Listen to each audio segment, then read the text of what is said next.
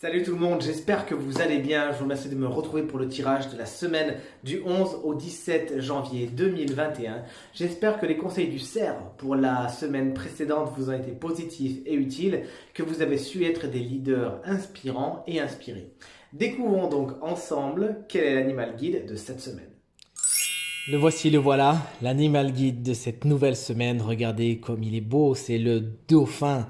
Le dauphin qui nous explique qu'il y a toujours deux versants à une colline, qu'il existe le noir et le blanc, qu'il existe le yin et le yang, et qu'il ne faudra pas voir les choses que d'une seule façon, que d'un seul côté cette semaine.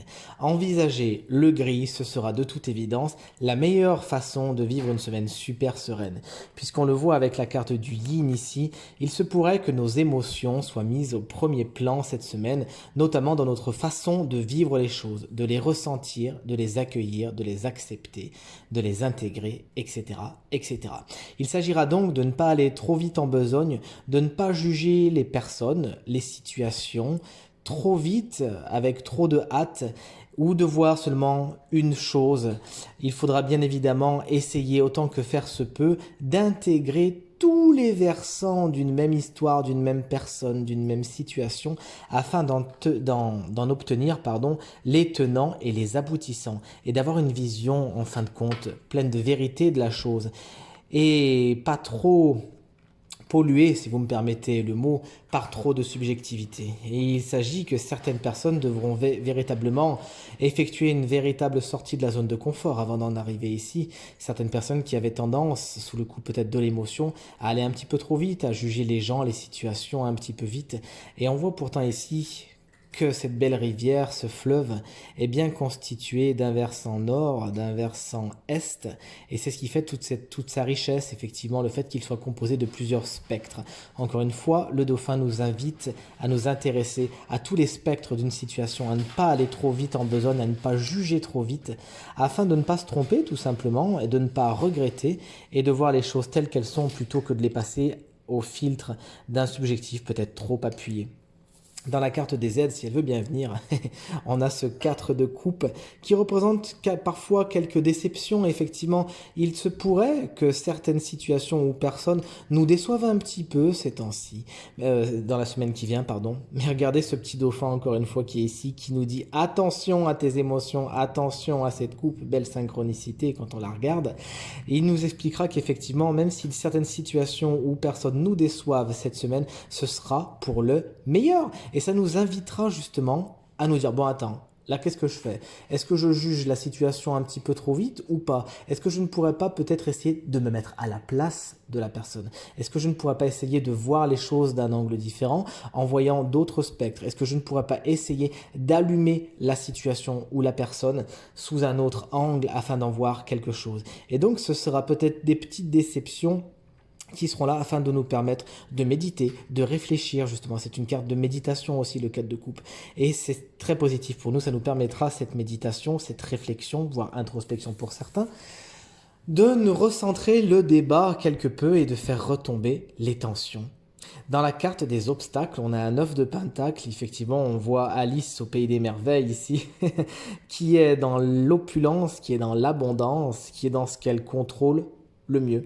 Mais on voit la carte de l'aventurier à côté, rappelez-vous, qui nous explique qu'il s'agira pour certaines personnes, afin de voir le gris dans toute situation, de sortir de cette zone de confort, justement, de cette zone d'opulence.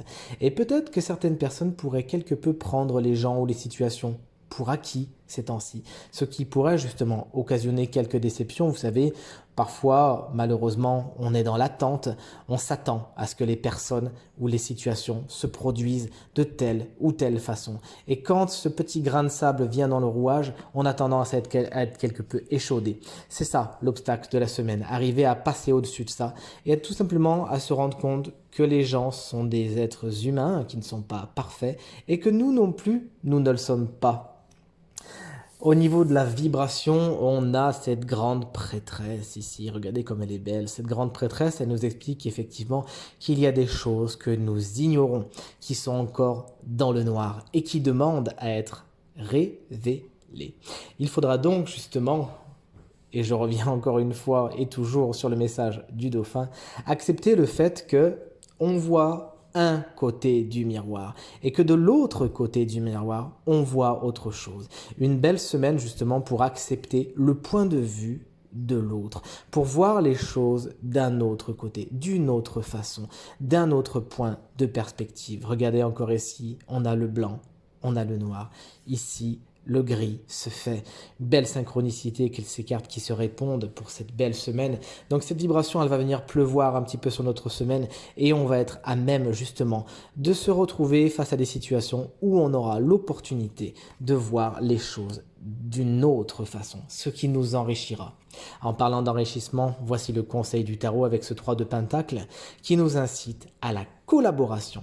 Effectivement, peut-être que ces façons de voir les choses, de reconsidérer les situations où les personnes pourraient s'établir dans des groupes déjà établis ou qui s'établissent, et il s'agira de prendre chaque protagoniste comme il est, de l'accepter comme il est, de ne pas le juger trop vite ou à l'emporte-pièce, ce qui malheureusement fausserait le débat et nous mettrait quelque peu en porte-à-faux. Cette carte, elle nous explique également que dans notre processus d'intégrer le yin, le yang et de voir ce qu'il y a au milieu afin d'en être enrichi et d'être plus développé, eh bien on pourrait avoir quelques aides, quelques alliés, quelques maîtres qui pourraient nous aider justement à voir les choses d'une autre façon. Pourquoi pas des personnes d'expérience qui sont déjà passées par là et qui nous diront « Regarde, ça, c'est ce que j'ai écrit. J'ai pris des notes la dernière fois. Oh oui, tu devrais plutôt faire comme ça, et reconsidérer les choses. » Alors, qui est le signe chance de cette semaine avec qui cette guidance résonnera au mieux? Eh bien, c'est vous les poissons, également un signe double. Alors vous, quand on vous parle de yin et de yang, en général, ça vous fait plaisir. Mais attention les poissons, vous êtes des hypersensibles. Attention à ne pas être dans trop d'émotionnel cette semaine. Et justement, cet émotionnel qui vous attirerait dans les fonds, comme parfois vous avez tendance à le faire. Attention à votre émotionnel cette semaine les poissons, qu'il ne vous fasse pas trop voir les choses que d'un seul côté. Et c'est bien d'intégrer toutes les parties des situations et des personnes afin d'en avoir une vision claire. Ce tirage est maintenant terminé, j'espère qu'il résonnera avec un maximum d'entre vous, que les conseils du dauphin vous permettront d'accepter que chaque situation a un côté yin, un côté yang, et que c'est dans cet entre-deux que vous vous épanouirez le plus cette semaine. Merci beaucoup pour vos encouragements, vos commentaires et vos partages qui me font toujours aussi chaud au cœur.